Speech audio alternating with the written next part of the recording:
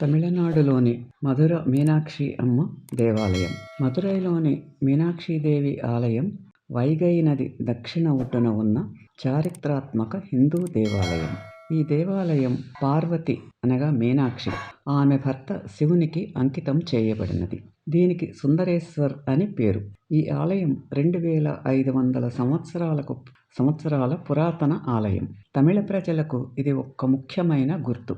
14వ శతాబ్దంలో 16వ శతాబ్దంలో నాయక్ పాలకుడైన విశ్వనాథ నాయకర్ తరపున నిర్మించాడు. ఈ ఆలయాన్ని శిల్పశాస్త్రానికి తగినట్లుగా నిర్మించారు. ప్రముఖమైన స్థలముగా అత్యధికంగా వచ్చే పర్యాటకులను ఆకర్షిస్తున్న ప్రదేశము.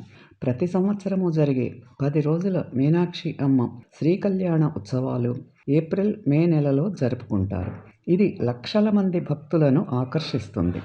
ఆలయములో జరిగే ముఖ్యమైన శ్రీకళ్యాణము దైవ జంటల వివాహముగా జరుపుకుంటారు.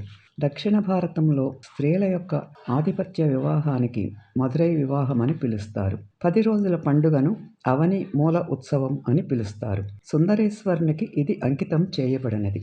అవని శ్రీ విళయాడల్ అంటే శివుని పవిత్రమైన ఆటలను తెలియజేస్తుంది. ఆలయంలో అన్నింటికన్నా ఎత్తైనది ప్రసిద్ధి పొందినది 1559వ సంవత్సరంలో నిర్మించబడినది.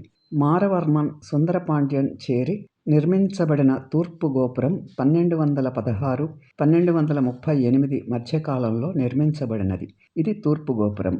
ప్రతి గోపురం ఎన్నో అంతస్తులతో నిర్మించబడినది. జంతువులు, దేవతలు ఇంకా రాక్షసుల రాతి బొమ్మలు ఎన్నో మంచి రంగులతో చిత్రించబడినవి.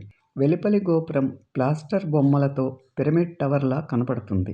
లోపలి గోపురం సుందరేశ్వర్ మందిరంలో లోపలకు వెళ్ళడానికి ప్రవేశం కొరకు ద్వారంలా పనిచేస్తుంది. ఇదే ఎంతో మహిమ కలిగిన భక్తుల కన్నుల పండుగగా మీనాక్షి అమ్మ కోవెల.